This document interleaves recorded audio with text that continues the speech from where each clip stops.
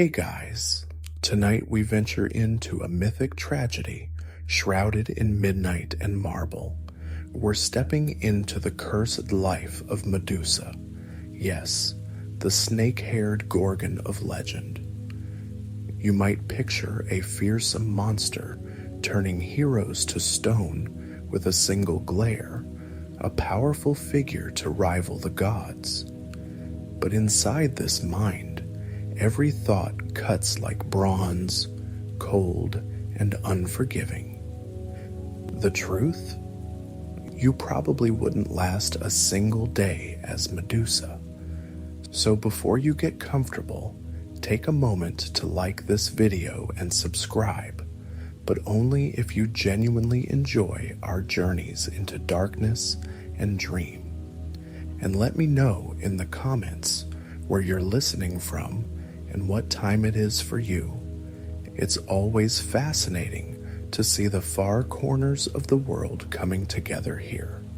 Now dim the lights, maybe turn on a soft fan or let a gentle rain patter in the background.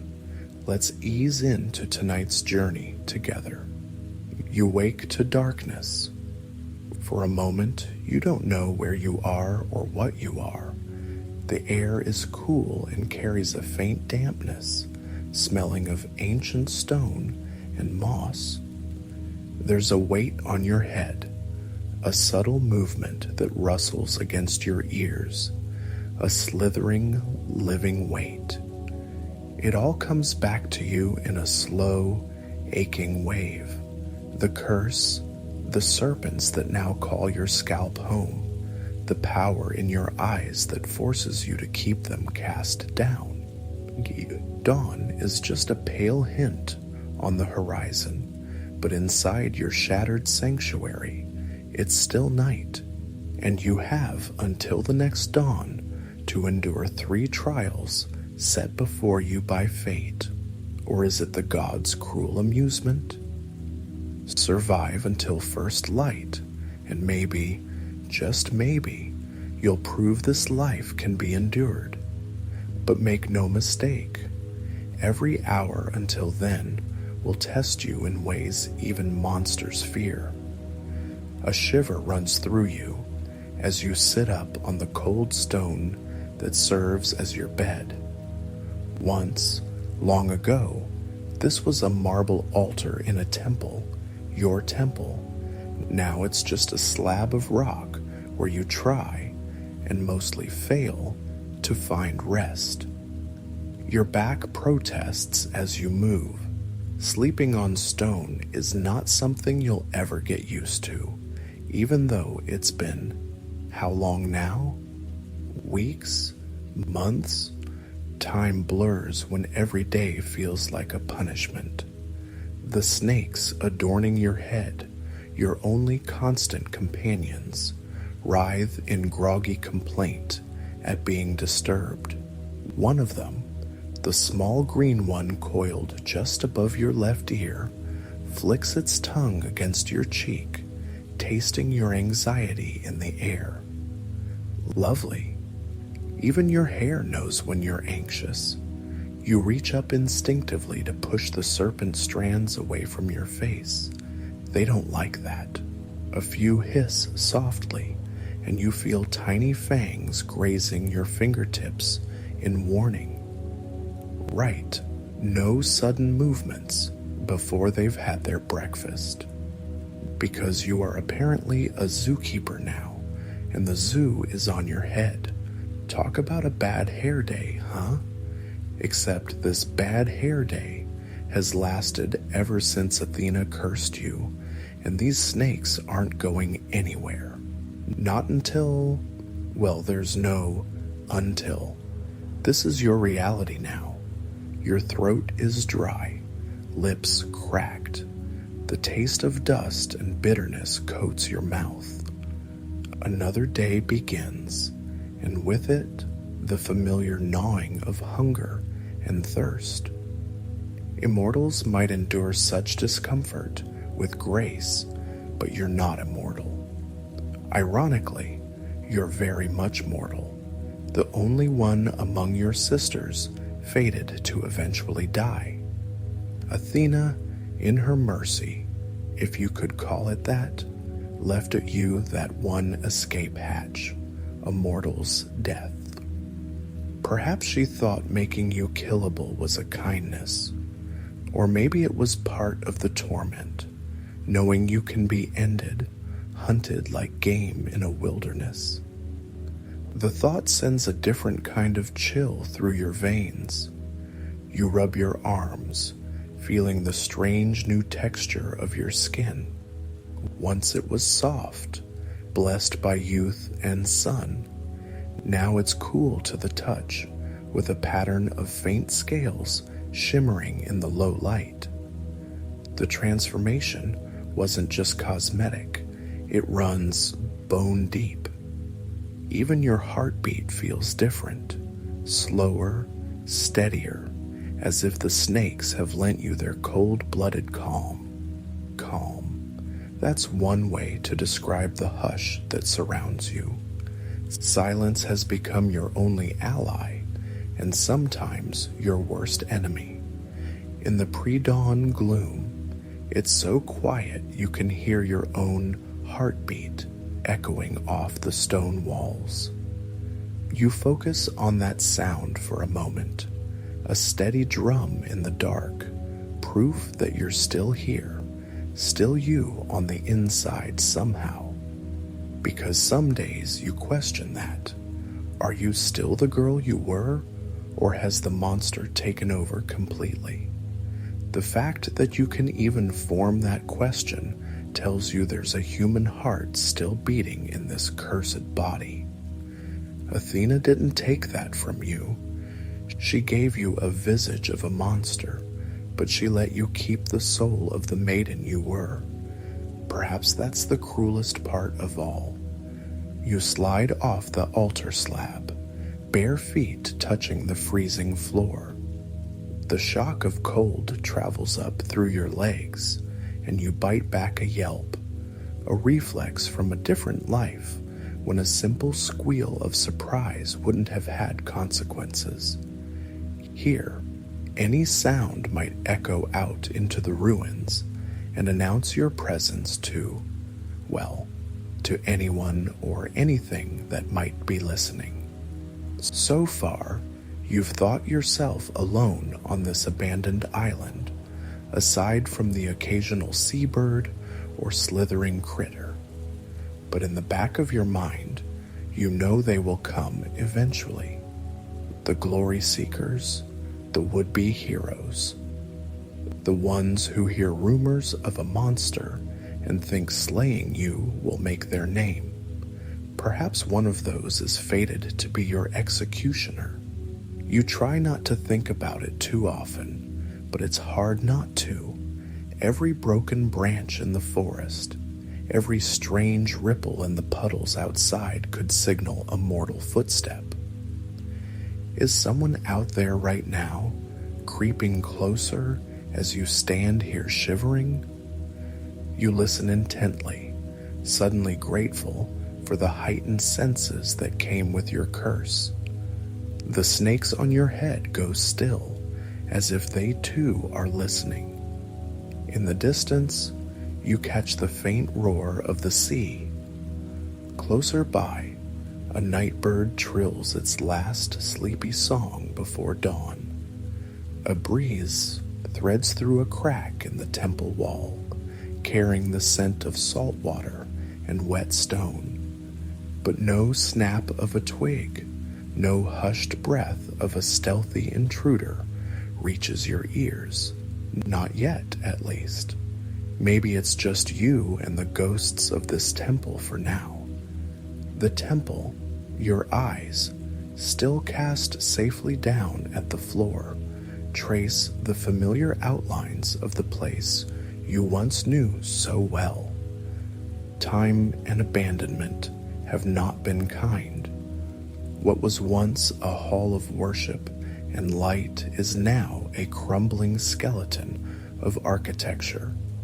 Columns lie in broken segments, like toppled giant bones scattered around. The roof caved in long ago, you can make out a few stars still fading overhead through the open wounds in the ceiling.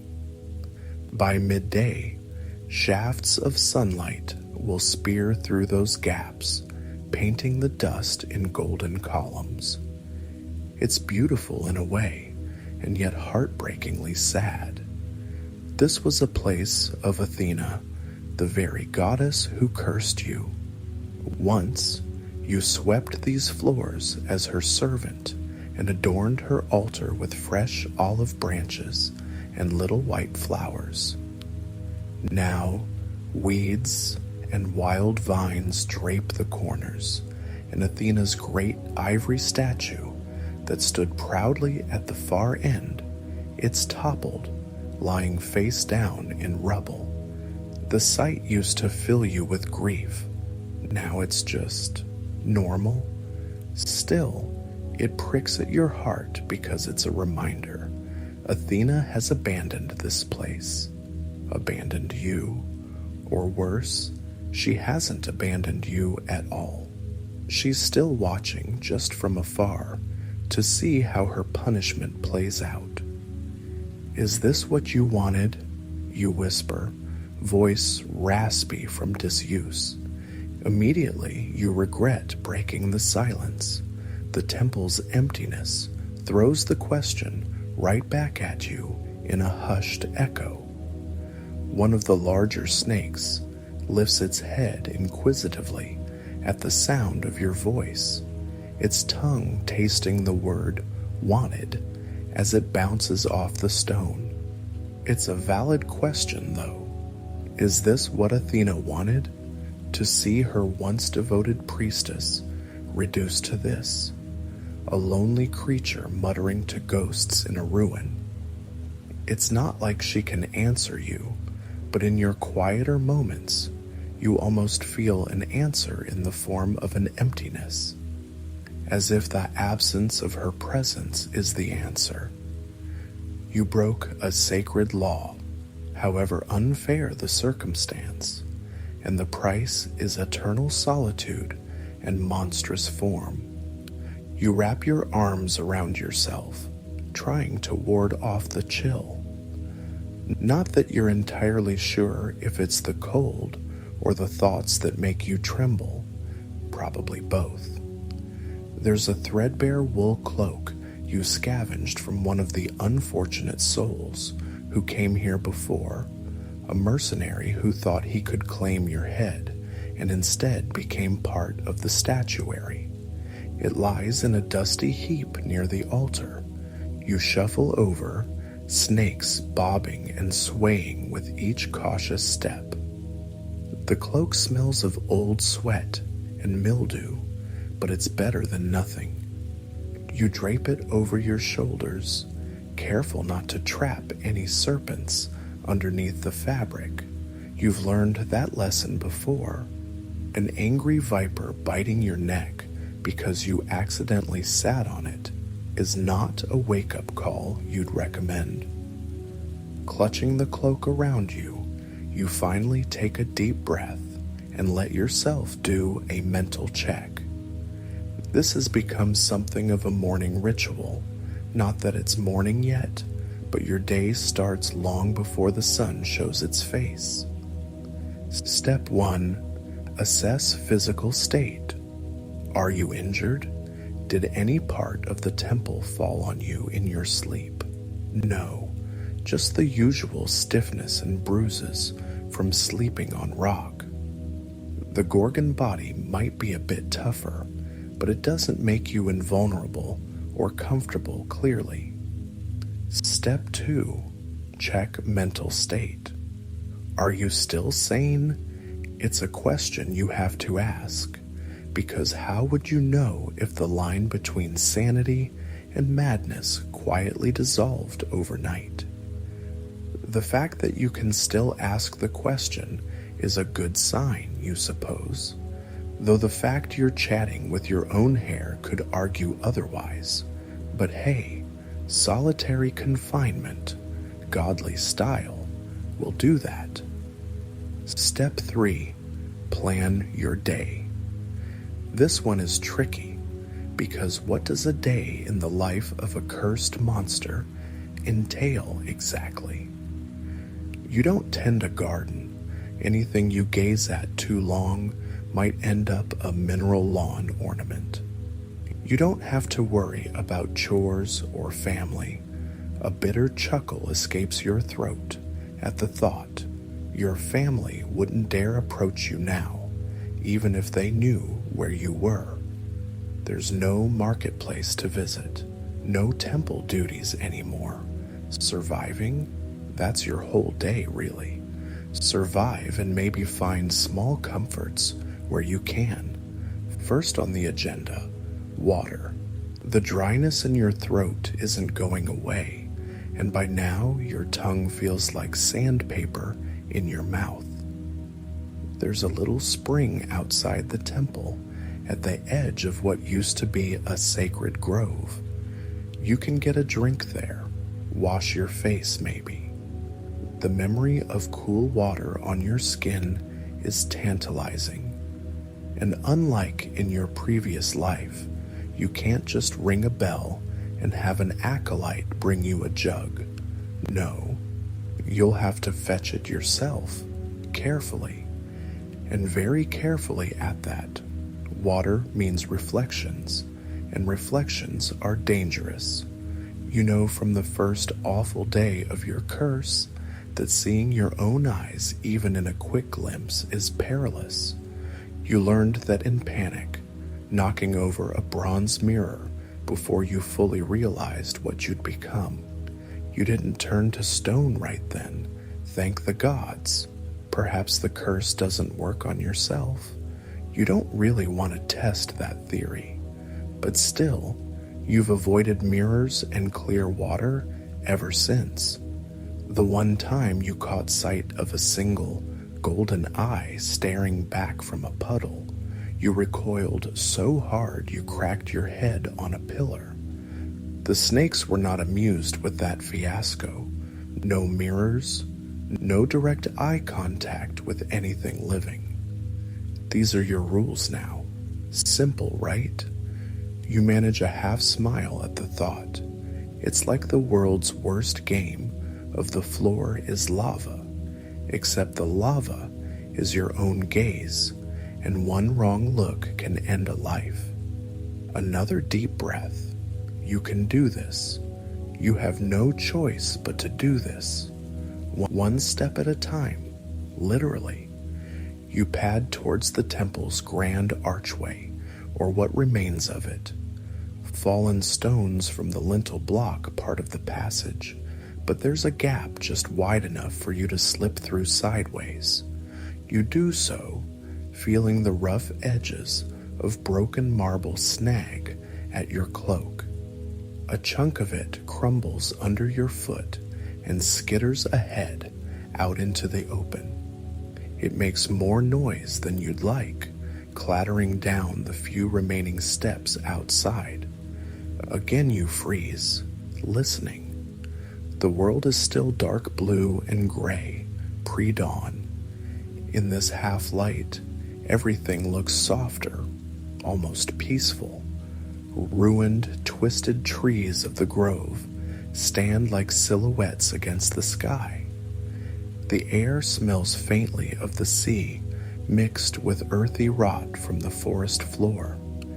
And somewhere nearby, you hear the gentle burble of the spring feeding a shallow pool. It calls to your parched throat like a siren song. Your eyes stay downcast, as always, fixed on the ground a few paces ahead. You have learned to navigate by peripheral vision, by motion, by careful observation of things that aren't directly looking back at you. Fortunately, at this dim hour, there's no creature stirring to accidentally meet your gaze. Most diurnal animals are still asleep. Nocturnal ones have done their prowling and are settling down. You might even have a moment of safety here. Still, you don't drop your guard. That would be a quick ticket to hubris, and you know exactly how the gods feel about hubris. The path to the spring is one you've memorized. The flagstones that once made a neat walkway are cracked and shoved apart by weeds, but enough remain that you can trace them with your feet. Step by step, you move through the overgrown courtyard. Dewy grass brushes your ankles. Something skitters away to your right, likely a lizard or mouse disturbed by your footfalls. Lucky for it, it didn't stick around to become a statue. Then, under a gnarled olive tree that has miraculously survived here, you find the spring. Once, this spring might have fed a fountain or a basin for ritual cleansing. Now it just spills from between two mossy stones into a natural hollow, forming a pool about the size of a shield. The water is crystal clear. You can hear the delicate dripping and see a faint glint where the first gray light catches the surface. Beautiful, yes, and dangerous, like so many beautiful things. You approach slowly, kneeling a bit to feel for the clay cup you left here earlier. It's an old offering cup you salvaged from the temple debris. Offerings to Athena aren't exactly a thing here anymore, so it might as well serve a new purpose. Your fingers find the cup, submerged right at the edge of the pool where you anchored it under a stone. Carefully, you pull it out. As you do, you catch a wobbling fragment of your reflection in the water, just the pale outline of your arm and a wisp of dark hair, or rather, a dark snake over your shoulder. You squeeze your eyes shut instinctively. The snakes on your head shift, uneasy, sensing your sudden spike of fear. Easy now. You keep your gaze firmly averted from the pool and instead focus on dipping the cup and you feel. Cool water rushes in, overflowing onto your hand. It feels wonderful, even that small splash. You lift the cup to your lips, not daring to glance at it for even a second. Some part of you wonders, ironically, what you look like these days. How monstrous is your face now? But that's a curiosity that could kill, literally. So you shove it aside, concentrating instead on the relief as you drink. The water is shockingly cold and tastes of minerals, but to you it's ambrosia. Each gulp soothes your parched throat. You drink greedily, forgetting caution for just a moment as you close your eyes and savor the relief. A little rivulet escapes the corner of your mouth, dribbling down your chin and neck.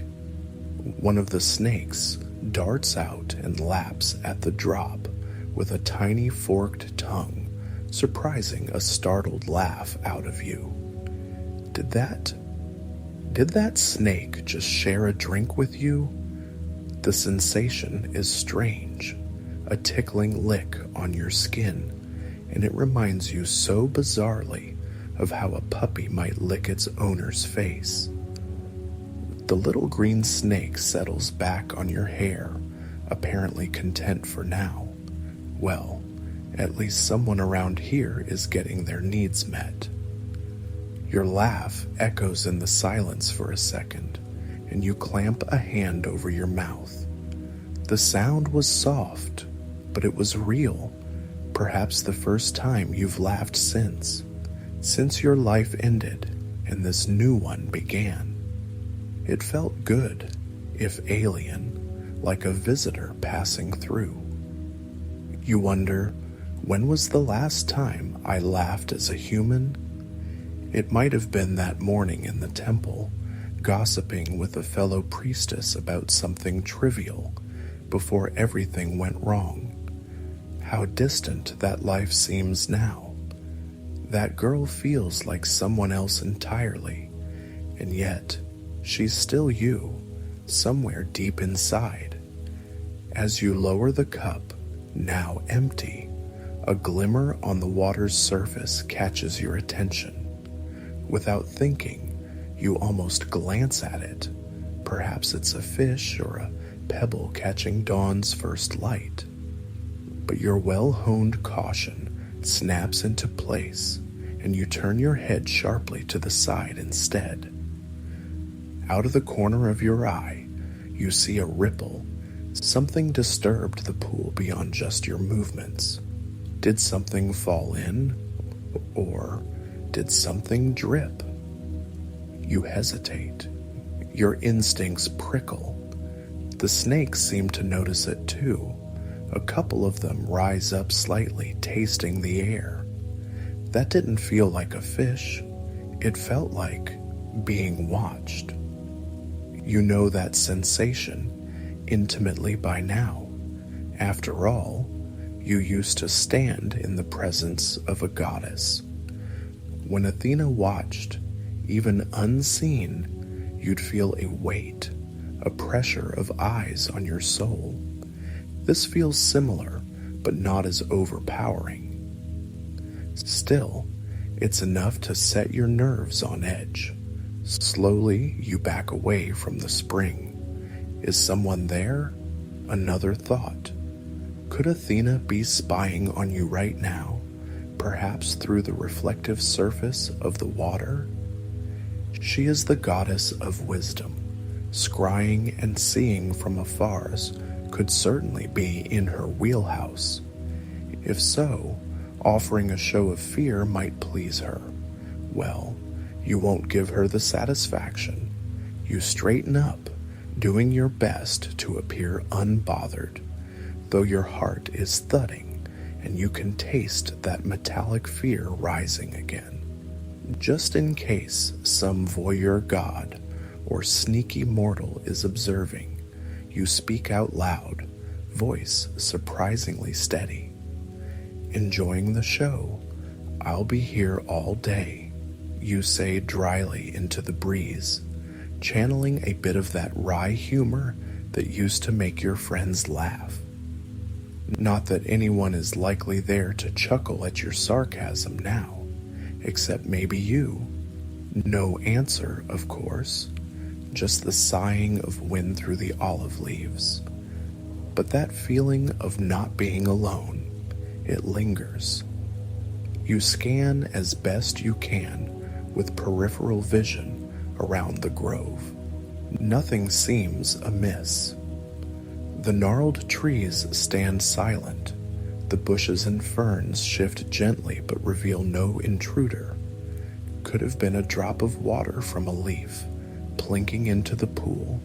Yes, that could be it. Or an insect. Anything mundane. Not everything is a threat, you remind yourself, though it sure feels like it these days. Still, paranoia has saved your life more than once, back when you had a life to save. Perhaps it's time to retreat back to your hideaway, at least until the sun is properly up. You got your drink. Next, maybe you can find something to eat. Not that there's a buffet awaiting you, but you have a couple of roots and wild onions stashed away. Tasty, right? Life of luxury. You sigh at that thought and turn to make your way back to the temple with careful steps, keeping your gaze low and cautious. Just as you reach the broken archway again, something catches your ear, a distant crunch, like a footstep on gravel. You stop dead in your tracks. The snakes all whip to attention, hissing quietly in unison. You hold your breath. Did you imagine it? A heartbeat passes, then another faint crunch, followed by a pause, then a scraping sound. It's coming from beyond the grove, maybe near the shore, where the old path from the beach winds up to the temple.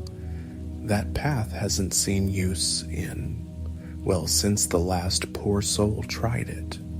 Most of the statues of your visitors are found along that path. In fact, their last moments frozen as stone warnings. Warnings which have clearly gone unheeded by someone. Someone is definitely out there, moving slowly, cautiously, trying not to be noticed, but stepping on the occasional loud bit of ground. Maybe more than one someone? You can't tell yet. They must be at a distance, because even with your sharp hearing, it's faint. If you were fully human, you probably wouldn't pick it up at all. But the snakes, and whatever else has sharpened your senses, make you attuned to such things now. Your pulse quickens, pounding like a drum in your ears. This is it, one of those trials you feared at daybreak. Trial 1 has arrived, uninvited. There's nowhere else to go on this little island. If a person is coming, they're coming for you. And from the stealthy approach, you doubt it's a curious lost wanderer looking for a picnic spot. No, this has the hallmark of a stalker, a hunter even. You press yourself back into the shadow of the archway, making yourself as small and hidden as possible amidst the stones. A few snakes coil protectively across your face like living veils, ready to strike or shield as needed. Carefully, inch by inch, you peek around a chunk of broken pillar, trying to use the gloom as cover. Your eyes, accustomed to darkness, scan the tree line down the path. You dare not lift your gaze high. You focus on lower trunks and undergrowth, looking for movement. And then, there, a shifting shadow, maybe 30 paces down the slope among the ferns. It stops, as if realizing it's been seen or heard. You freeze too, both hunter and hunted now, like statues in the half-light. The irony of that isn't lost on you. One wrong move from them, one wrong glance from you, and a statue they shall be indeed. Your mind is racing. How many? Did you see more than one shadow? It could just be one person. If it were a whole band of warriors, they'd probably be making more noise, unless they're exceptionally skilled. But usually, the ones who come after you are overconfident, at least until they stumble on the first stone figure with a horrified face. Then they get quiet. How far down did this one get? Did they see the outermost statue yet? That would be old Brontes, not the Cyclops from myth, but a particularly brawny sailor who thought he could claim Athena's reward for dispatching you. He's now eternally flexing in surprise by the big pine tree at the fork in the trail. If someone got past him, either they came from another direction, unlikely the cliff and sea block other ways, or they might have been traveling in the dark and missed him until right on top. Maybe our stealthy friend down there has only just now spotted old Brontes in the growing light and gone, uh-oh.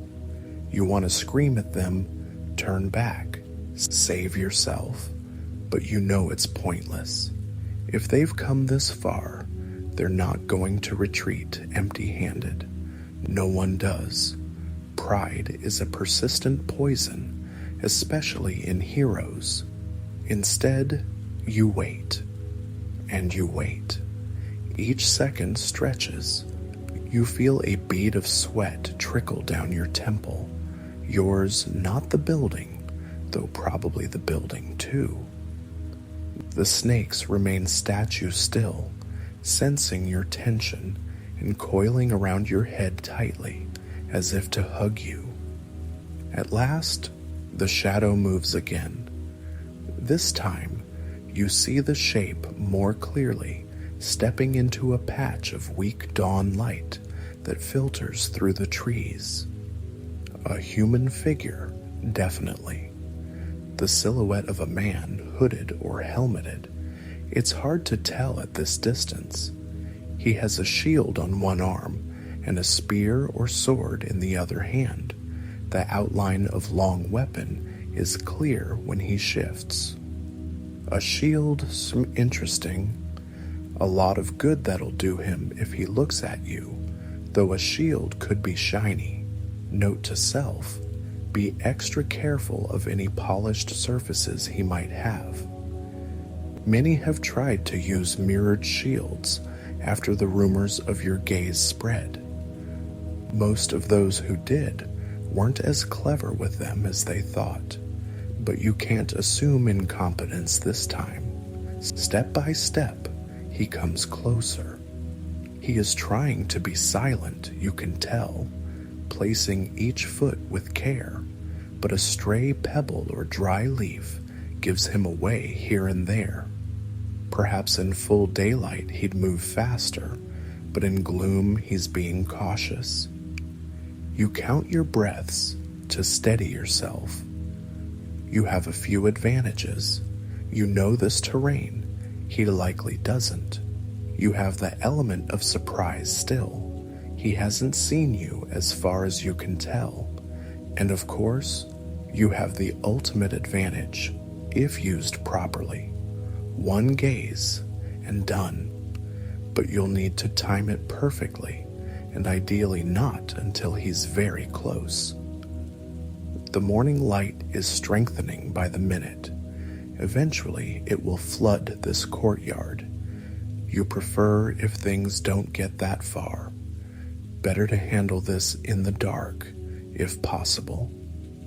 Your heart thuds with a hateful mix of fear and something else. Adrenaline, excitement. The part of you that is still human recoils from what's likely about to happen. If you have your way, another person will die in front of you, turned to cold stone, a fate they've forced you to deal out. But a smaller, darker part of you almost hungers for it, for an end to the waiting, for a chance to release all this pent-up anger and sorrow on someone deserving. And isn't a would-be killer deserving? They chose this, didn't they? You steady your breathing, trying to stay calm. A single curiosity flickers in your mind amidst the tension. Who is it this time? A mercenary hoping for gold? Another devotee of Athena aiming to please the goddess by finishing her dirty work? Or a naive youth trying to make a name? What drives a person to hunt a monster knowing the risks? You can't help but wonder in a detached corner of your mind, perhaps because trying to guess their story distracts you from the terror of facing them. The figure stops again, now just at the edge of the grove, perhaps 20 paces out. You see him half hidden behind a tree, maybe assessing the temple ruins, which are partially visible from his vantage. If he looks carefully, he'll notice movement in here, your silhouette or a snake shifting. But he's holding. Why? Then it hits you. He's probably looking at another statue now. You recall there's one by that olive tree, a smaller form, a young man clutching a sword, frozen mid-lunge. He got very close to you before you got him. That was last month, maybe. The fellow had practically stumbled into the courtyard before you even realized he was there, too intent on sneaking up. Poor fool. So, our intruder, is likely examining that statue, maybe piecing together that it's a human turned to stone. If he had doubts about the reality of your power, that doubt is gone now. The question is, will it scare him off or spur him on? Your legs are starting to ache from holding this crouch. Your toes, still cold from the morning chill, have gone a bit numb against the stone floor. You dare not shift yet. The light is slowly increasing. Birds are beginning to chirp timidly, sensing dawn. You need to act soon. If he charges, you'll have to be ready to meet his eyes, or at least get them to meet yours. If he flees, well, perhaps trial one will end without blood or stone shed, but something tells you you're not that lucky. Then a voice calls out. It startles you so much you flinch. It's a man's voice, strong but with a quiver of nerves, ringing against the silence. "I know you're here, Gorgon. Show yourself." You swallow. Brave or foolish? Likely both.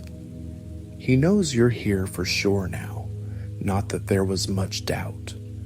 But his tone, there's a mixture of bravado and uncertainty. Good. Fear will make him sloppy. He steps out from behind the tree into full view. Finally, you get a decent look without directly looking at his face. He's clad in travel-worn leathers and a bronze chest plate that has seen better days. No formal uniform, so not a soldier of some king, probably a freelancer. A hood or helmet isn't covering his head, just a messy mop of dark hair. In his right hand, he brandishes a long spear that glints with a wickedly sharp tip. In his left, the round bronze shield, which indeed looks polished enough to catch reflections.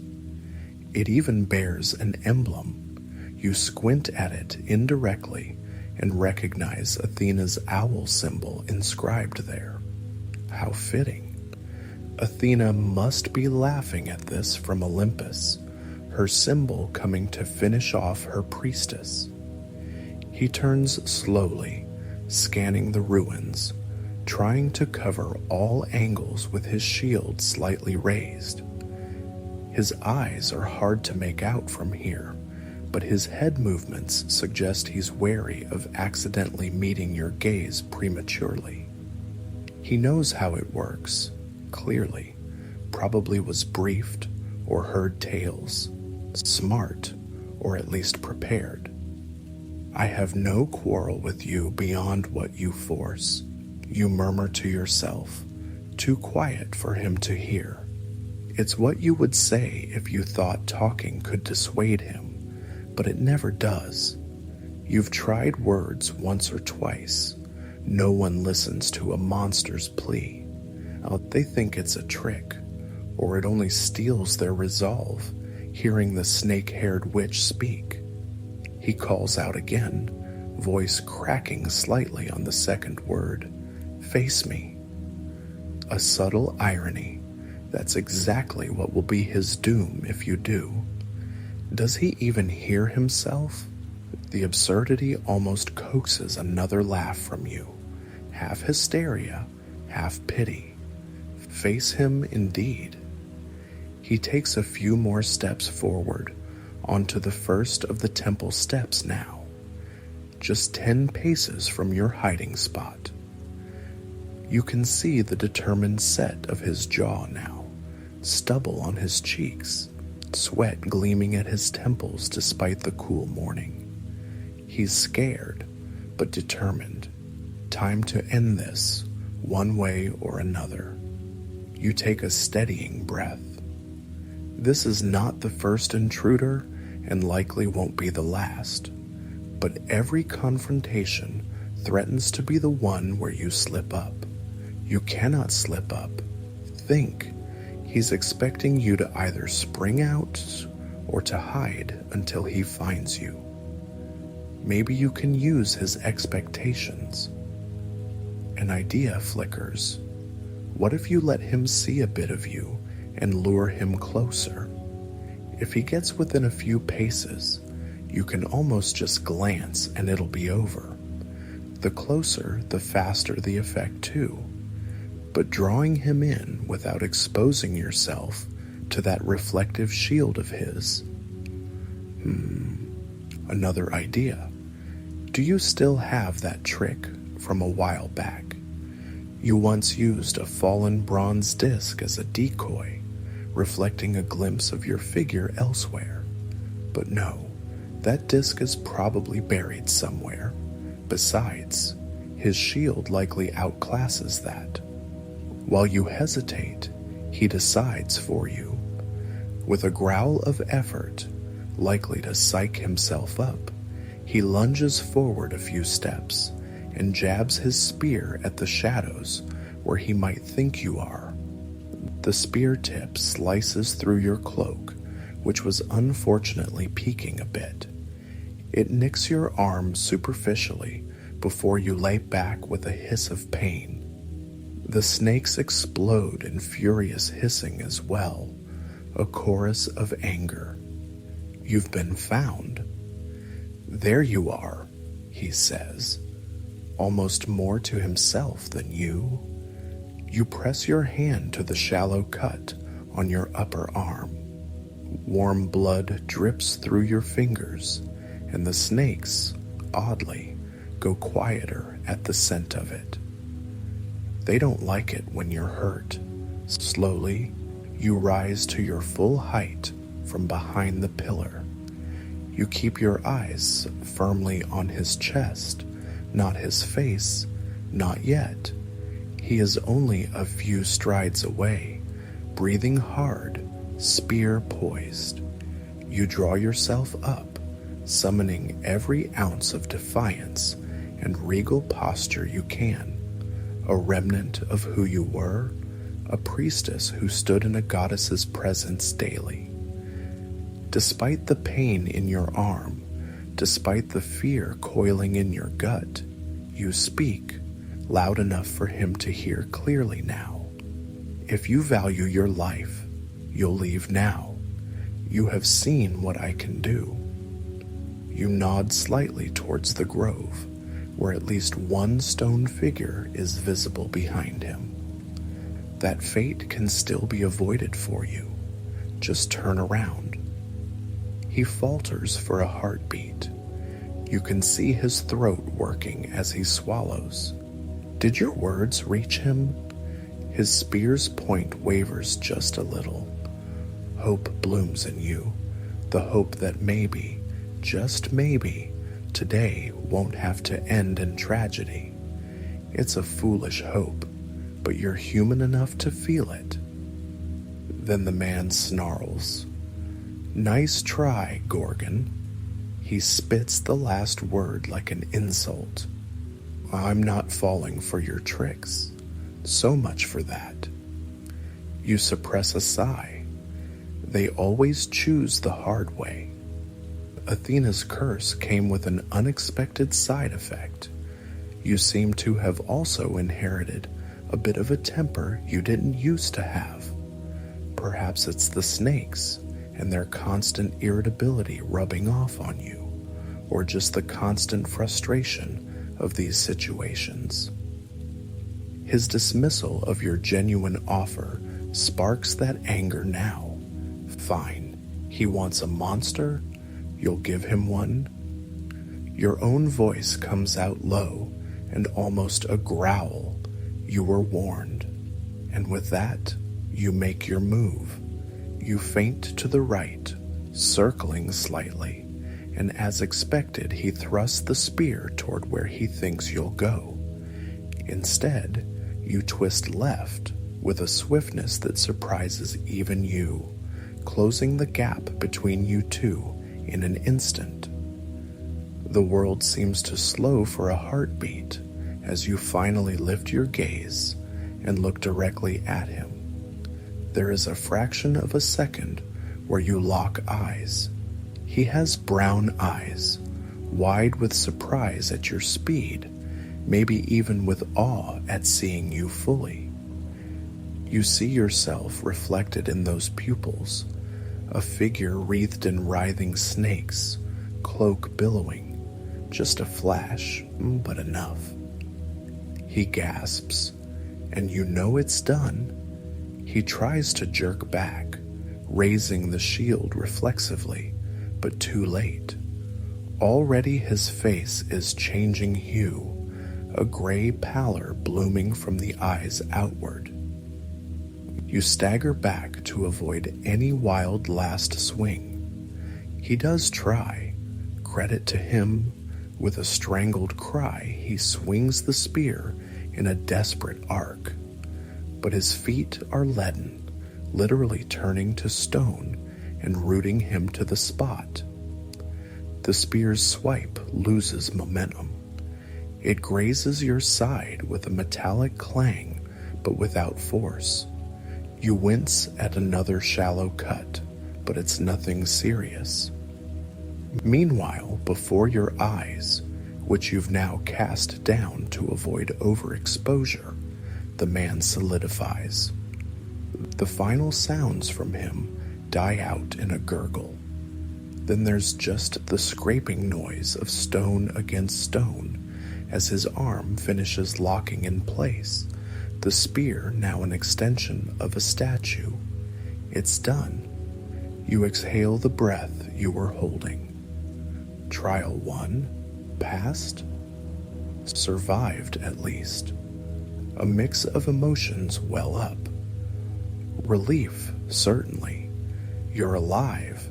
Your curse worked as it always does, and this threat is neutralized. But right on its heels comes the familiar wash of sorrow and disgust. Relief curdles into guilt in your stomach. Another life taken. Another person who will never leave this island, whose family might never know their fate. You didn't ask for this power. You warned him. It was self-defense. You know all this logically. And yet, as you dare a glance at the statue, the safest way to look at someone after the fact, you feel that guilt. He is youngish, maybe not much older than you, now frozen mid-stagger, shield still half raised, spear out. His expression, they always freeze in whatever emotion they held at that last breath. This one is a mix of fear, anger, and surprise. Eyes wide, mouth slightly open as if to plead or scream. It's not a pleasant face to see. They never are.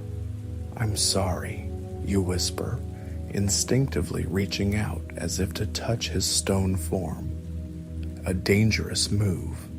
Once, early on, you touched one of the statues, and it crumbled at your touch, as if your curse extended to your hands indirectly. You snatch your fingers back before they graze the now statue's arm. Better to leave him intact, a memorial to his own folly and your tragedy. One of the snakes, the bold green one, however, does dart forward and boop the statue's nose with its snout. Perhaps it sees no threat anymore and is curious. It then recoils, clearly not finding stone particularly interesting. A bitter laugh escapes you at the absurdity of it. Pet snake investigating victim. The morning light is growing, filtering in with a gentle warmth that belies the scene of violence or execution, depending on perspective, that just occurred. Birds have resumed singing as if nothing unusual happened. For them, maybe nothing has. They've seen you do this before, and as long as they don't meet your eyes, They carry on with their little lives. You envy them, their simple worries about worms and twigs. Your arm throbs where the spear nicked you, reminding you it's not entirely a bloodless victory. 2 shallow cuts. Not too bad. You've had worse. You should tend to them, though, lest they get infected. You tear a strip from the edge of your already ragged cloak and tie it around the cut on your arm. It stings, but the pressure helps. As you bind your wound, you reflect on the strangeness of your life now. Look at you, calmly bandaging up after turning someone to stone, like it's just another Tuesday. Is this what you've become? A weary survivor who cracks dark jokes in her head to cope with the horror? Possibly. Yet what's the alternative? To break down and cry every time? You tried that for the first few times, until you were dehydrated and hoarse. It didn't change a thing. The tears dried, but the statues remained. You step around the new statue, giving it one last regretful glance. He'll join the others in decorating your lonely abode. If you were kind, you'd maybe push him into the sea or bury him, but you don't have the strength for that physically or emotionally. And something about having these stone figures around serves as both warning and company. Company of the most morbid sort, but at least you can pretend you're not entirely alone sometimes, that those silent shapes are just silent by choice. The first trial of the day came earlier than expected and ended quickly, albeit messily. You wonder if that was it, or are there more coming? Often the universe, or Athena, isn't satisfied with just one test. The idea of more intruders on the same day is alarming. They've mostly come singly so far, spaced out by weeks. But if there's one, could another be lurking? A curiosity nags at you. How did he get here? A boat, obviously, but is it just his boat? You didn't exactly check the beach cove. It might be worth seeing if more than one set of footprints are there, or if someone else stayed with the boat. The thought makes you uneasy. 2 against 1, if you include that earlier feeling of being watched at the spring. Maybe it wasn't Athena's gaze after all. Maybe a second person circled around. You bite your lip, considering. A reconnaissance of the shoreline might be wise, though it's also risky to leave your lair in broadening daylight. Perhaps wait a bit to see if anyone else shows. The minutes tick by as you hover near the temple entrance, listening and scanning. The snakes eventually settle from their agitated state and begin to droop lazily. Some even coil back up to catch the growing warmth from sun patches. They don't sense immediate threats. Often their behavior is a good indicator. Eventually, your curiosity and need for security wins out. You decide to go look carefully.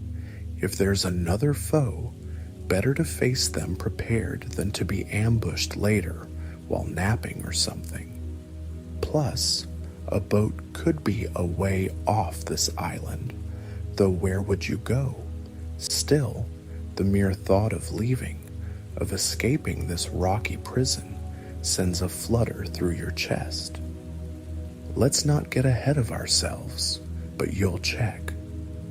Before leaving, you make a quick stop back at the spring to fill that cup again and drink more. After the fight, your mouth went dry again. Battle nerves, plus you almost feel nauseated, but water helps.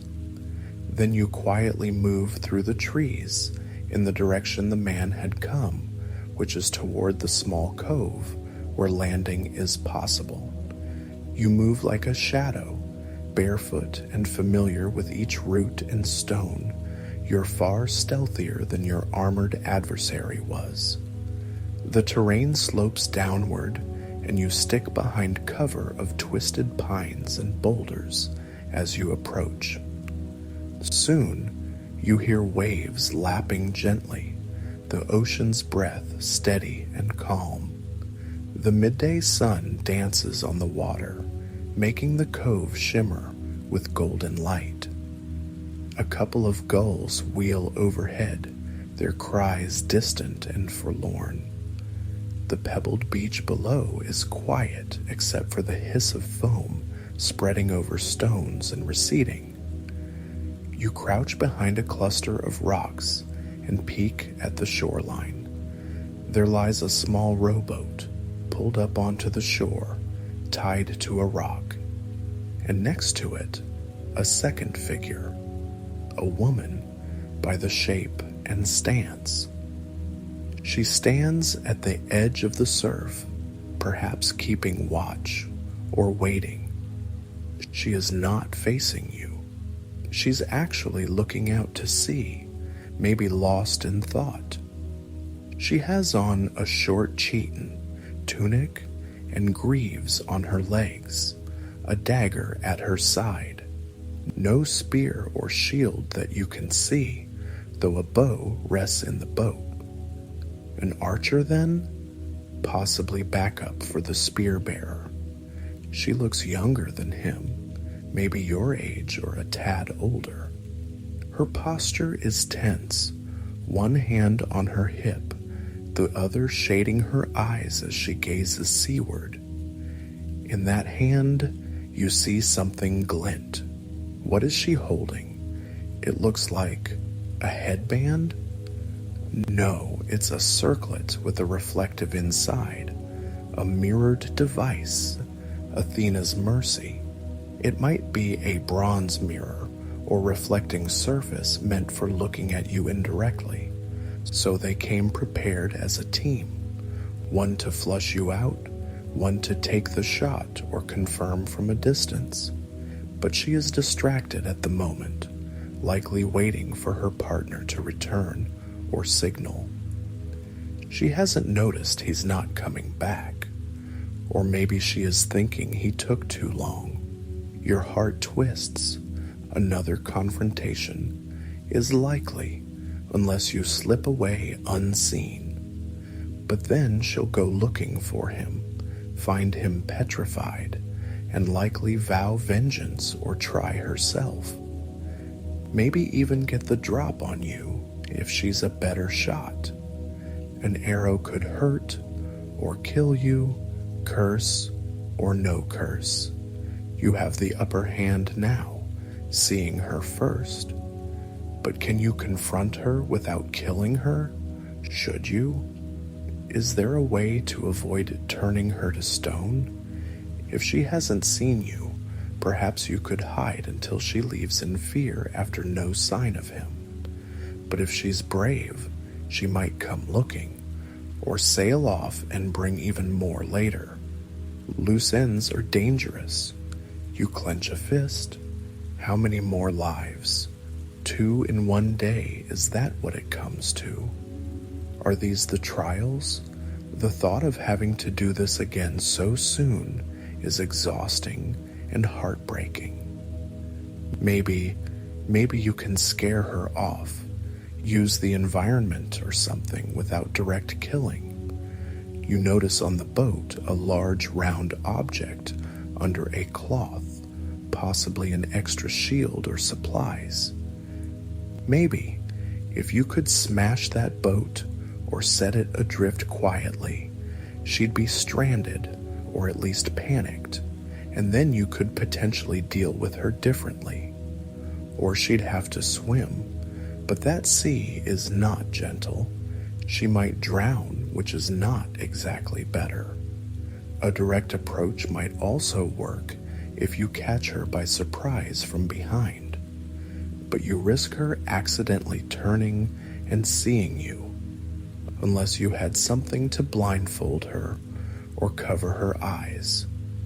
Then a memory surfaces, one of your priestess duties long ago, snuffing out sacred torches at dawn with a ceremonial cloth. You still have that cloth somewhere in the temple ruins, a thick, embroidered fabric.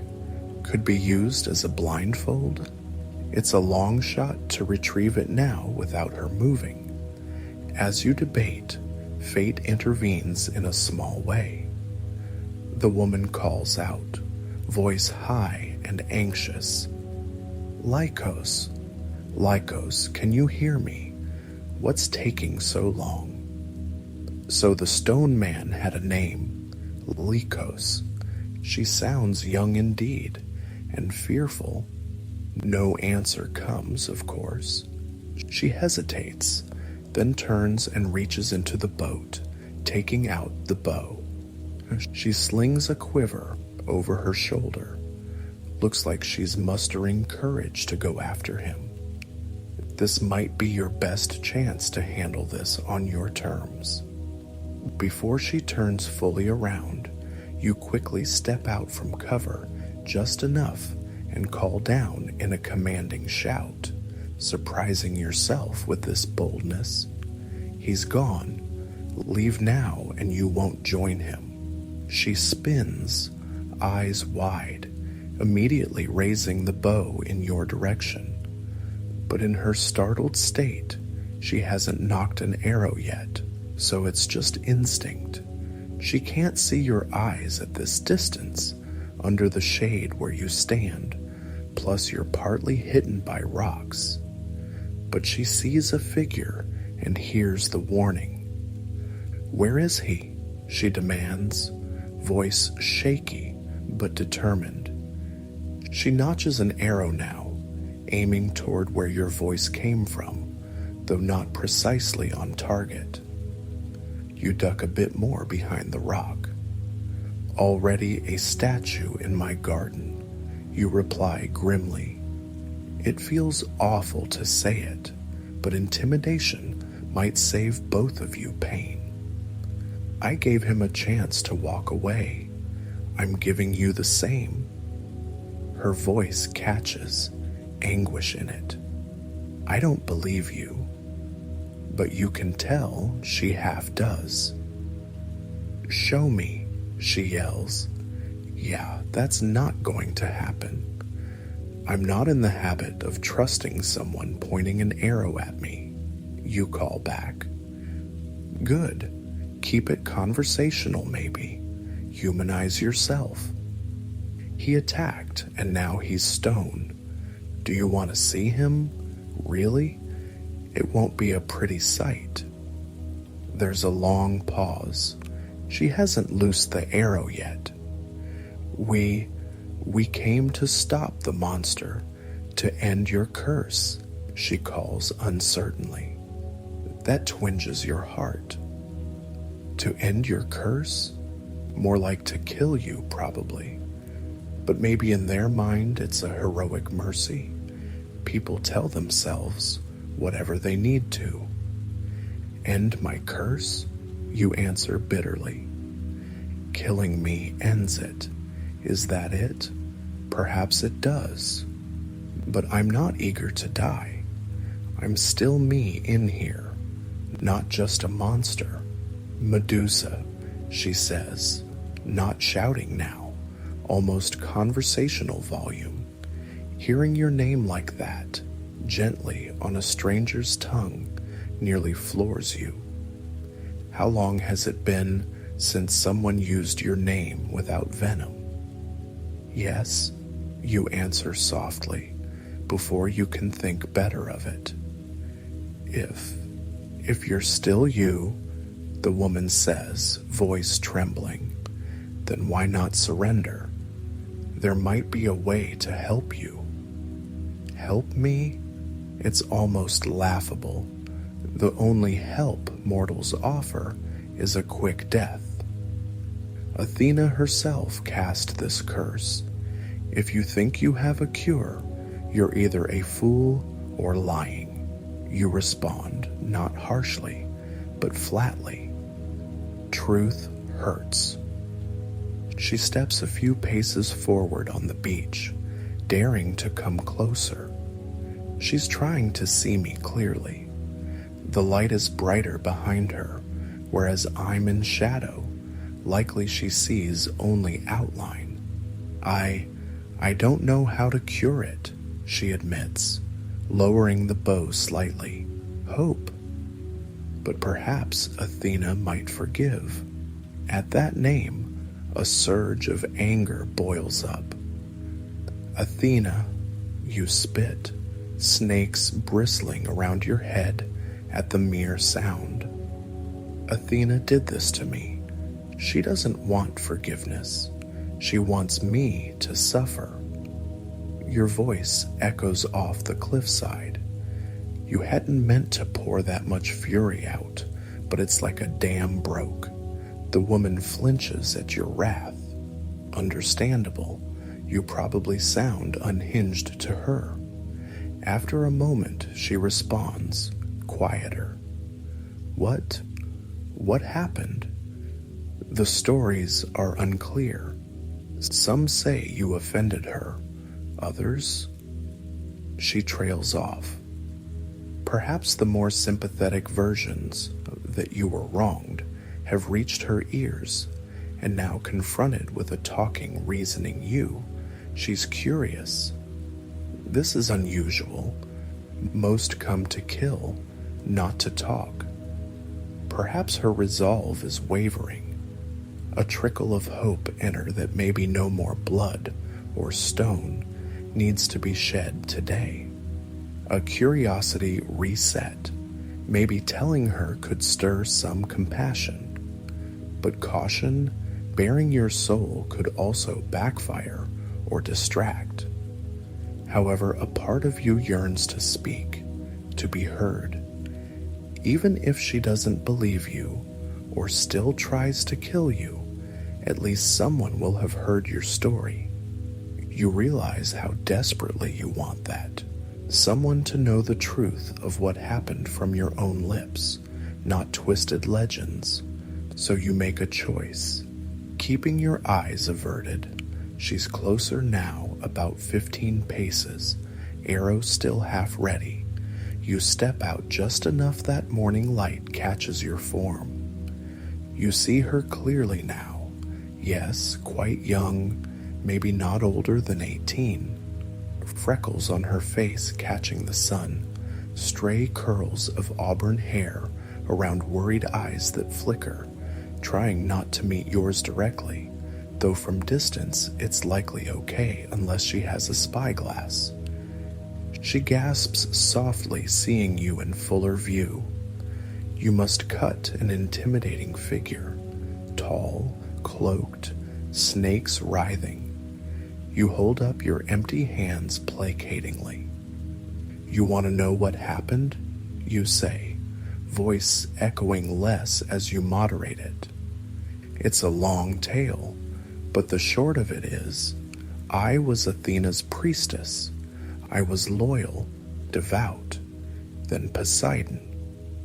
Your jaw tightens, the memory like thorns. Poseidon decided to violate Athena's temple by violating me. Her eyes widen, mouth parting. She clearly did not expect that. You see the dawning realization, horror, sympathy, all mixing. Good. She understands that subtext. You continue, bitterness sharpened but keeping tears at bay for now. Athena, in her pride and wrath, punished me for it. Not Poseidon. Oh no, an Olympian can do no wrong in another Olympian's house, apparently. Instead, she turned me into this. A monster that turns men to stone. She made sure I would never be touched against my will again, I suppose. What a gift, isn't it? That last part comes out with venom that even startles you. The woman lowers her bow fully now, arrow pointing down. She's listening, perhaps even believing. I had no idea, she says softly. They never talk about that part. Why would they? You laugh hollowly. It doesn't fit the glorious gods narrative. Much tidier to say I desecrated the temple or seduced him and earned punishment. The fact I'm essentially unloading years of frustration on a random stranger isn't lost on you, but once you start, it's hard to stop. Still, you reel it in. She is still possibly dangerous. So now you know, you say, drawing the cloak tighter around you.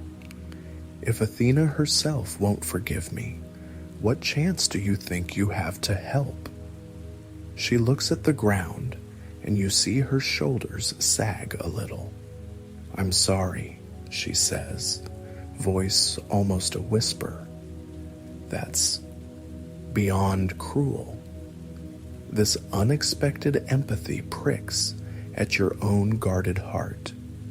Is she truly feeling sorry for you, the monster she came to kill? It's almost too much to hope for.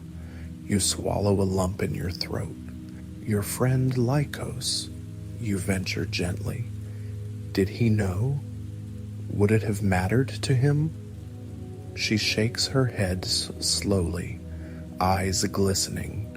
Tears? He knew some, I think.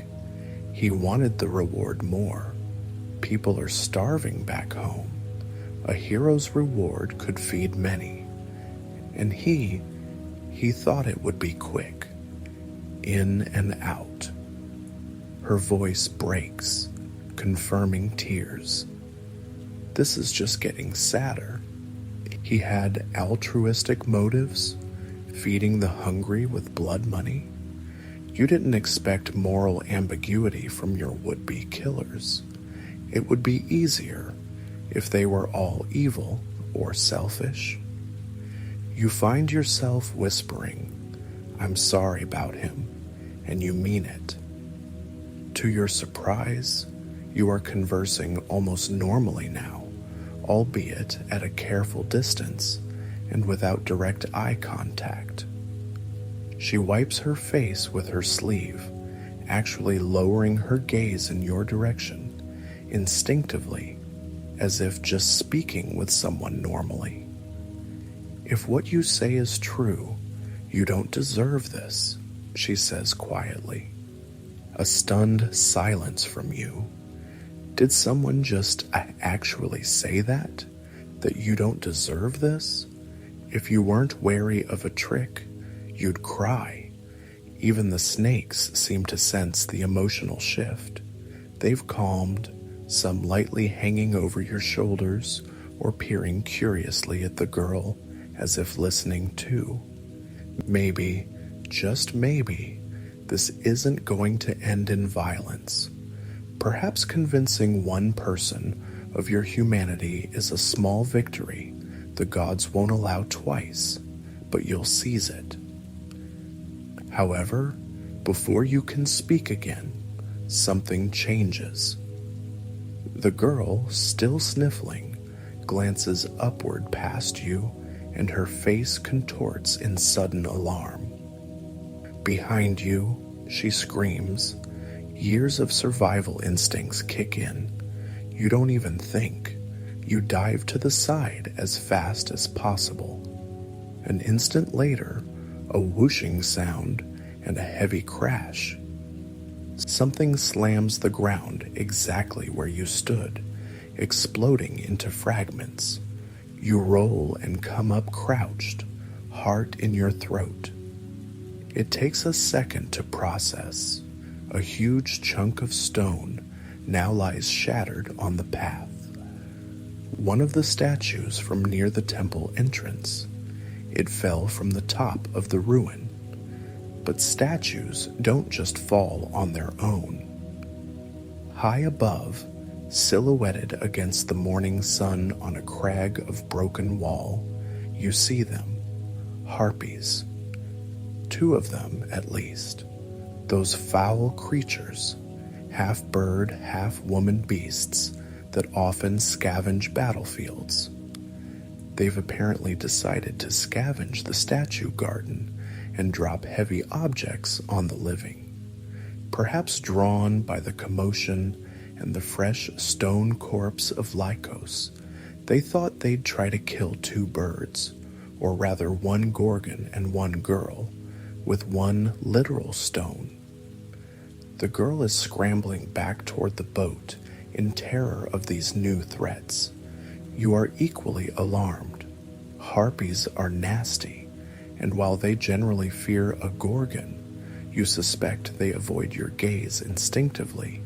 They can still make life miserable. One screeches, a piercing, ugly sound that sets your teeth on edge. In its talons, it clutches another victim statue, God's. It's using your own dreadful handiwork as a weapon. The creature hovers, then dives, releasing the petrified body aimed at the girl on the beach. You have a split second to act. Without hesitating, you dash out of cover and toward the beach, yelling, "Look out!" She already was, and leaps aside as the stone warrior, that was Bronte's, you recognize ironically, smashes into the sand, sending up an explosion of pebbles and dust. The girl tumbles but seems unhurt, scrambling further away from the impact site. The harpy that dropped it circles back, screeching in frustration at missing. The other one is still up near the temple, deciding whether to pick another projectile or attack directly. These creatures might not meet your eyes by luck or design, who knows, but you can't count on stoning them easily, and they can harass you endlessly, or worse, injure you with their claws. Trial 2, it seems, has begun in earnest, and it wasn't one you expected, not an internal haunting, but a literal harpy attack. Perhaps the gods, or fate, noticed you found a moment of understanding and decided to literally drop a stone on it. Typical. You position yourself in front of the girl protectively, motioning with one hand for her to stay low. She, perhaps out of shock or trust, does so, huddling near the boat. An arrow sails through the air toward the harpy overhead. She managed to grab her bow and shoot. It grazes a wing, and the creature shrieks, but stays aloft, now clearly angry. The harpy dives toward you, talons outstretched. You brace, grabbing a broken oar from the boat at your feet, and swing it upward. It cracks against the harpy's scaly leg, deflecting her just enough that her claws rake harmlessly through empty air instead of your face. She veers off, flapping hard to regain altitude, cursing in some squawking language. The second harpy has now taken to wing as well, leaving the temple ruins and joining its sister in the air above you. 2 on 2, except one of you, the girl, is human and can be easily snatched. This is a dangerous turn. They begin a menacing circling pattern, predator instincts sizing up when to swoop. You realize both you and the girl are out in the open. "Under the trees," you command, pushing the girl toward the tree line. She nods, eyes wide, and darts to where there's some cover of branches. You follow, nearly tripping on a stray piece of driftwood, but keeping pace. In the relative cover, the harpies can't dive directly without weaving through branches, which hinders them. One perches atop a high pine, screaming at you with a woman's face twisted in rage, matted hair trailing in the wind. "Stonemaker," it hisses. "Thief of lives." Lovely. Even monsters moralize at you. "Get lost," you yell back, not in the mood for a debate on the ethics of your existence from a literal man-eating monster. You pick up a fist-sized rock and hurl it at the one screeching. It bonks her shoulder, and she flaps indignantly. Meanwhile, the other harpy tries a new tactic, swooping lower but towards the girl who is a few yards to your left. It happens fast. The creature folds her wings and plummets through the branches, clawed feet grasping. The girl yelps as she's knocked over, the harpy grappling for her. In a tangle of limbs, the harpy tries to lift her, but the girl slashes furiously with her dagger and catches the harpy's arm. Blackish blood sprays and the harpy shrieks, aborting the grab and flapping away awkwardly. Good on the girl, but she is still down and that harpy is likely to try again. You rush over and help the girl up. She winces, a bleeding scratch on her shoulder from the talon. Not fatal, but painful. She grits her teeth. "Thanks," she manages. In this moment of crisis, you two are an unlikely team.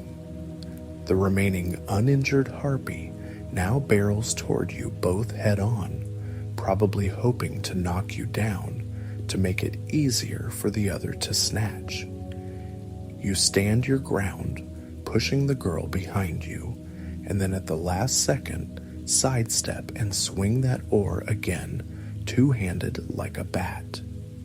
This time you catch the harpy square in the face with a sickening thud. The creature screeches and tumbles to the ground, momentarily stunned or at least grounded after that blow. "Now," you shout to the girl, and without needing more, she swiftly draws an arrow and at near point blank fires it straight into the harpy's chest before it can rise. The harpy screams a final gurgle and thrashes, then lies still, unnaturally twisted among the pine needles. One down. The second, wounded, lets out a furious keen at seeing its sister. Harpies often come in pairs or small covens.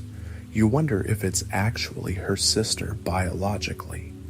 It dives again, not to grab, but to rake you with claws out of vengeance. Both you and the girl dive apart to make a tougher target. The harpy goes for you, perhaps figuring you as the bigger threat. The girl tries another arrow, but misses as it zips by. You know what might end this quicker, but it means risking a direct look. Do harpies get petrified by your gaze? They have some human in them, but also beast.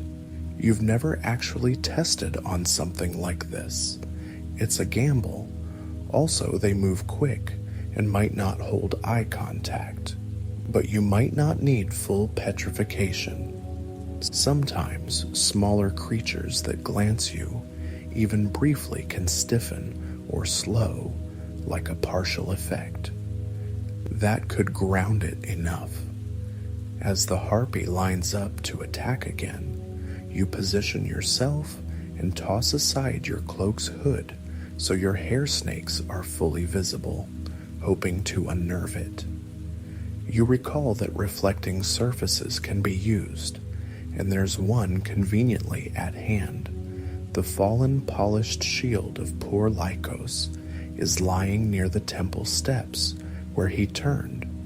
Might be too far to fetch quickly, though. No time for that. The harpy lunges once more, this time aiming for the girl again, as she's the one shooting arrows. Perhaps it's learned you're dangerous. The girl tries to dodge, but the harpy feints and then slams into her, knocking the bow away and pinning her with talons. The girl screams in pain as claws dig into her legs. You react without thinking. You sprint and jump, grabbing onto the harpy's back. It's a wild move. The harpy shrieks in surprise. You weigh more than her, and all three of you topple in a heap. Now you're wrestling a furious bird woman, and it's utter chaos. Feathers, nails, teeth snapping. She scratches your forearm. You punch her sinewy shoulder. The snakes on your head strike at her, one even biting, though their venom, if they have any, is uncertain. It's a ball of violence. The harpy flips you off with a powerful heave, inhuman strength in those wiry limbs, and you land hard on your back, vision flashing white for an instant. Dazed, you look up to see the harpy looming over you now, murder in her eyes, her talon raised to rip out your throat. Instinct kicks in. You lock eyes with her deliberately, channeling all your fear and fury into your gaze. Her face is contorted in hate, but then it shifts. Her eyes reflect yours for a split second, and in them you see a flicker of your own glowing golden irises. Immediately, her expression falters, goes slack. The curse strikes. It's slower than with a human, perhaps because of her mixed form. She slashes down at you, but her movement hesitates mid-swing. The claws still rake across your collarbone, but weakly, leaving a shallow cut rather than a fatal gash. She staggers back as if drunk. You scramble away from her, never breaking eye contact. Now it's imperative to finish it. Her limbs are stiffening, turning ashen gray starting from her outstretched arms inward. She shrieks, but the sound warps into a strangled gargle. In seconds, the harpy is a statue as well, wings half flared, mouth open in a last cry. You collapse onto the ground, breathing hard, pain flaring in a dozen places, now that adrenaline is waning slightly. But you're alive. The girl is alive. You think. You look over and see her propping herself up, staring at the stone harpy with awe and fear. Trial 2, by talon and teamwork, is survived, but not without cost. You gingerly touch the wound on your back, wincing. Not too deep, you don't think, but it hurts. The girl limps towards you, unsure if she should come close now after witnessing what you just did in full. She stops a couple steps away, her eyes on yours but from an angle, cautious. Understandable, she just saw the Gorgon in action. You saved me, she says, voice filled with marvel and confusion. Perhaps the fact is sinking in that the monster protected her, even after all that came before. You give a weak chuckle, lying flat now, catching your breath. Let's call it even. You tried to save me from that falling statue, after all. And it's true. Had she not shouted, your head might be a pancake. She nods slowly, processing that. The temple clearing is a wreck. Shards of stone everywhere, blood on the ground, 2 harpies dead, 1 flesh, 1 rock. What a scene.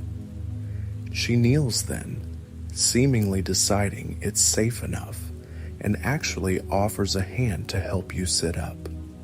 You accept it. The morning sun is now fully up, bathing the bloody, dusty clearing in incongruously cheerful light. Birds, having fled during the fight, cautiously start chirping again. The waves at the cove lap gently, as if nothing happened. For a moment, the two of you just sit there amidst broken stone and bodies, stone and flesh alike, catching breath and sharing a look that is part disbelief, part gratitude. "Thank you," she says softly. I'm sorry for everything." Those words, simple and earnest, are almost your undoing. You've been lonely for so long, starved of kindness or camaraderie, and here now, after battling for your lives together, to have an apology and thanks. You feel a tear finally escape, tracing down your cheek. You quickly wipe it, a little embarrassed. The snakes, sensing your emotion, make a low hissing, almost like a whine, and you pat them absently to soothe, or maybe they are soothing you. "Thank you for trusting me," you reply. "I know you had no reason to." She shakes her head. "Maybe the gods brought me here for this instead of the other thing. A test of my own." She laughs a bit, then winces at her scratched leg. "You're hurt," you note, concerned. She waves it off. "Scratches and bruises. You look worse." You both glance at your array of minor injuries. It's true, you look like you tangled with barbed wire. Nothing critical, but you could both use some tending. It dawns on you, a mortal companion here, even for a short while, who is not an enemy. What a change. But also, what a danger. For her and for you. Perseus, or someone like him, is still out there, possibly. And the longer she stays, the more risk one of you slips up and she meets your gaze or something. Or another monster shows. This island is unpredictable. She seems to think similarly, because she says, I suppose I should go? But it comes out as a half-hearted question, like she isn't sure what to do. Perhaps leaving after this feels wrong, but staying, also complicated. The idea of asking her to stay a bit, just to talk more, flits through your mind like a moth. To have just an hour of normal conversation, of not being alone. Yet you know it's not wise to grow attached. She has a life somewhere, people waiting perhaps, and your trials aren't over. The big one likely looms at night. "Probably best you do," you say gently. "Not because I want you gone. Trust me, having someone to talk to." Your voice almost cracks. You steady it. "It's been a blessing, but it's dangerous here, and there might be more coming." She nods sadly. "Yes, more will come, especially if we don't return. They'll assume the worst and maybe send more fighters." That hadn't occurred to you. If she disappears too, they might send an expedition thinking you wiped out a whole team. Perhaps it might be better if she does go back and tells the truth of what happened. Or will that just bring Athena's wrath on her or discredit her? Weighing that, you ask softly, "What will you tell them?" She meets your eyes. Well, almost. She looks at your nose to be safe, and says the truth, that Medusa is not a monster to be slain, but a person cursed unfairly. That we shouldn't be doing Athena's dirty work. Her voice grows firmer as she speaks, like she's convincing herself too. You feel a cautious hope. Will anyone believe her? At least she believes you. That's a start. And Lycos? You ask gently. A cloud passes her face. I'll say he fell to the harpies. It's basically true. He never came back. People know harpies roost near these islands. I won't mention. She eyes the new Lycos statue that is partly visible up the slope. No one needs to disturb him. Let him stand guard with the others, perhaps. There is pain in her tone, but also a strange respect. You offer, I can move him somewhere safer from being dropped, thinking of how Brontes got used as ammo. She smiles sadly. That would be nice, I think. Thank you. Or a silence then, part camaraderie, part sorrow.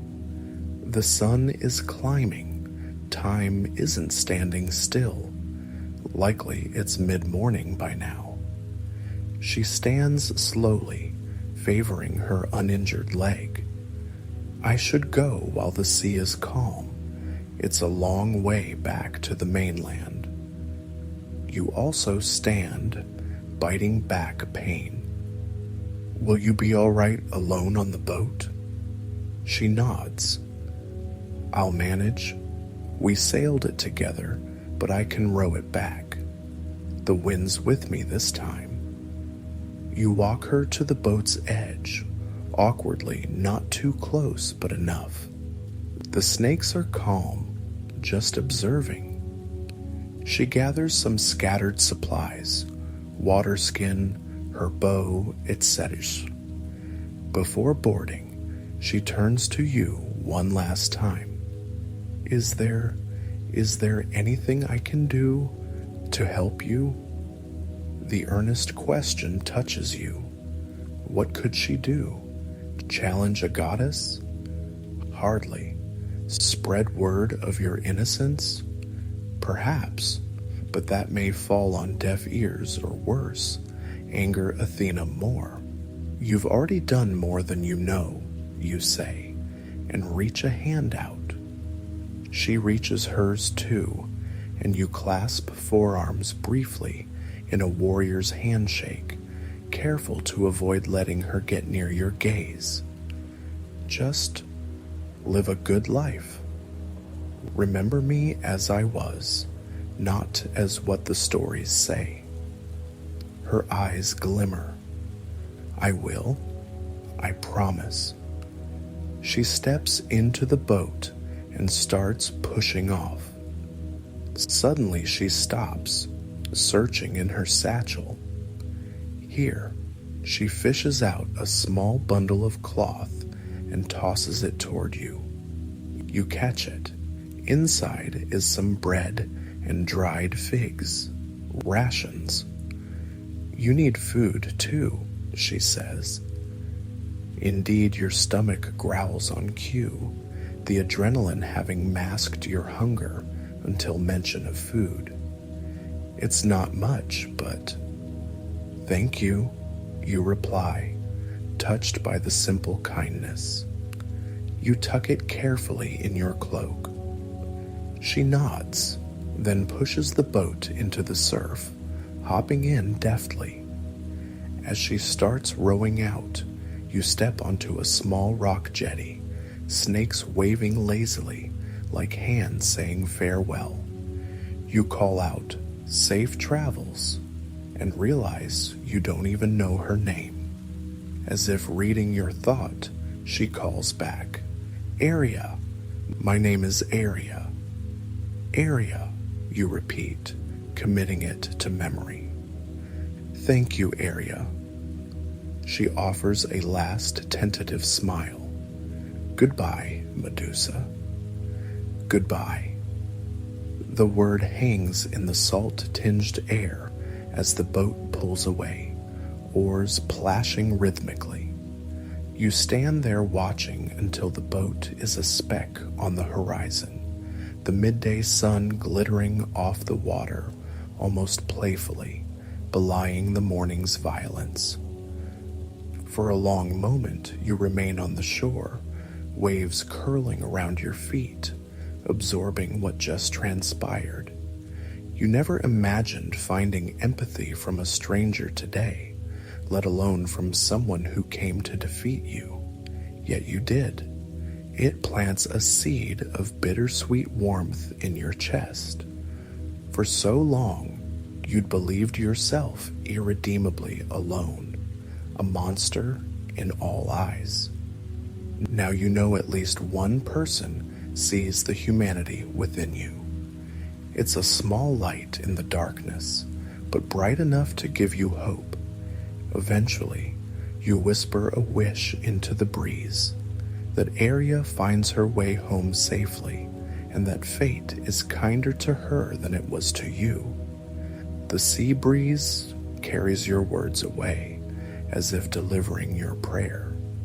At last, you turn away from the glittering horizon and limp back toward your solitary domain. The salty smell reminds you of your wounds, caked with blood and sweat.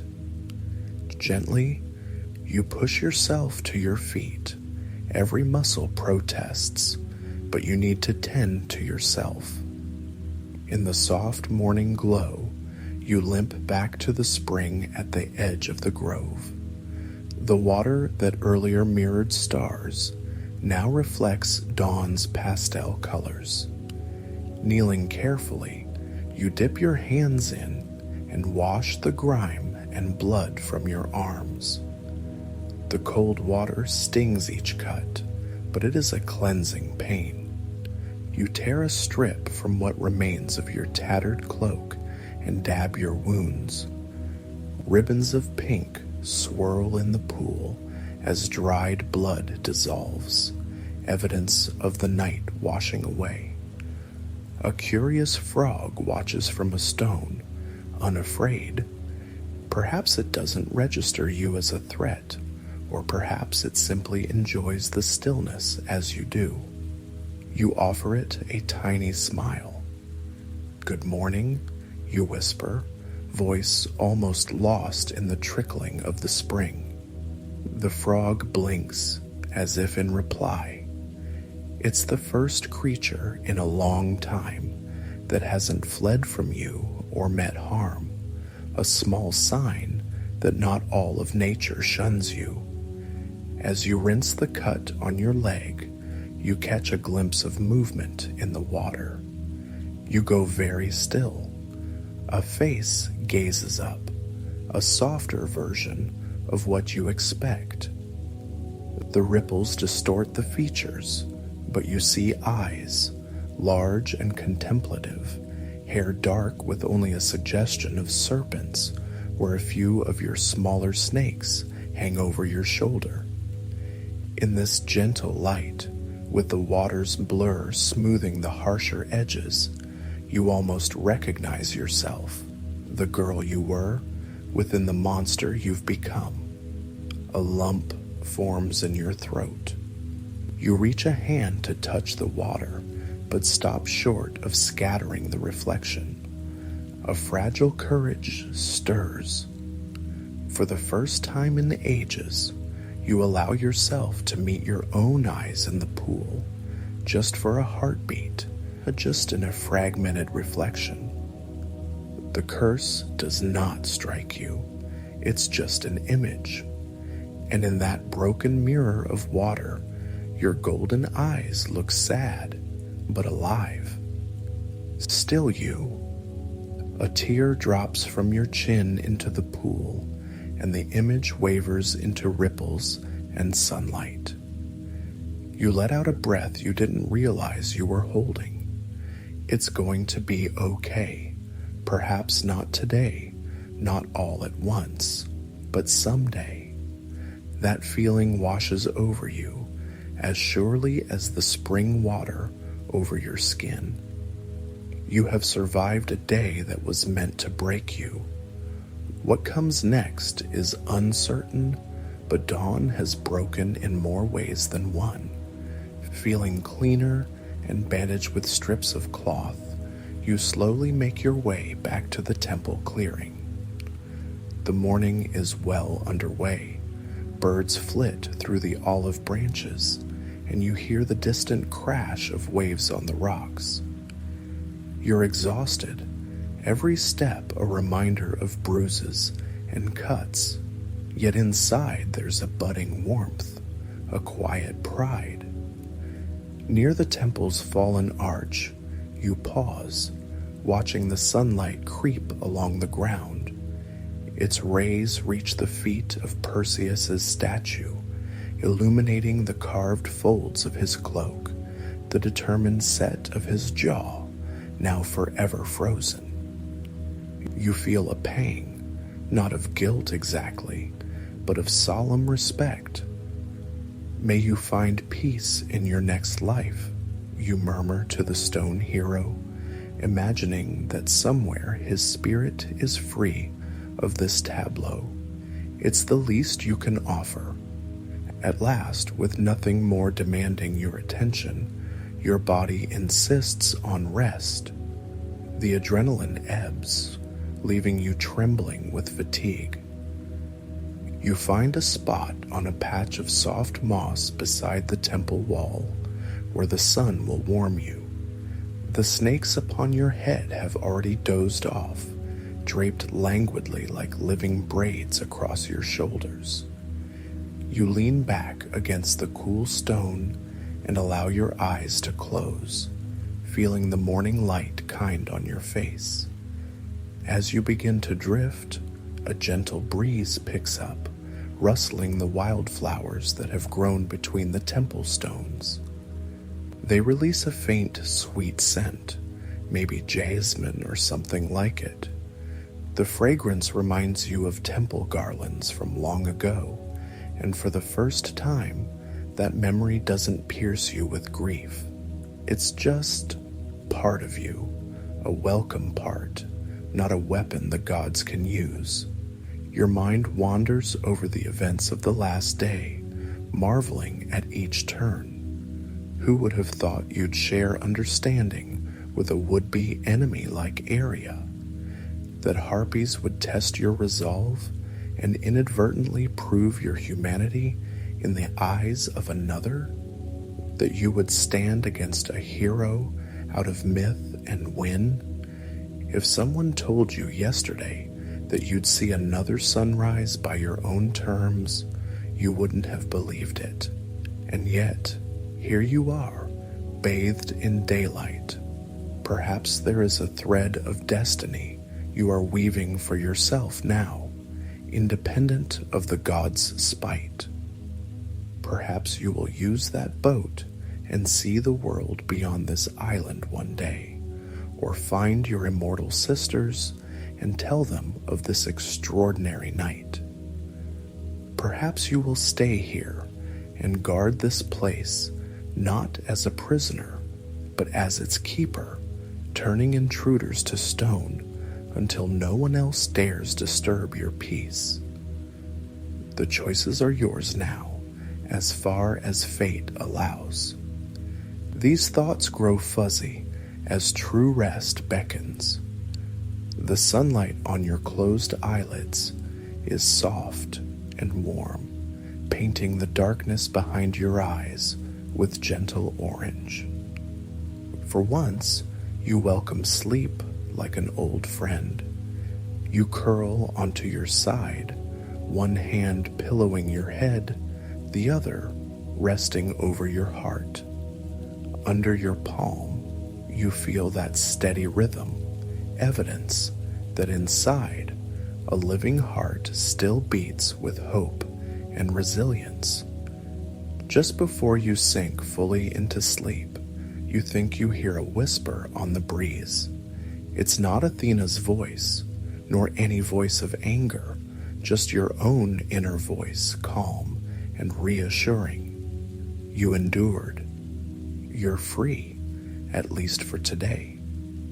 A small smile lifts the corners of your mouth, and with that, you finally surrender to a healing slumber, the first rays of the sun watching over you like a gentle guardian. If you enjoyed this journey, dear friend, please remember to like this video and subscribe for more gentle tales. Thank you for staying with me through this long night. Sweet dreams and good night.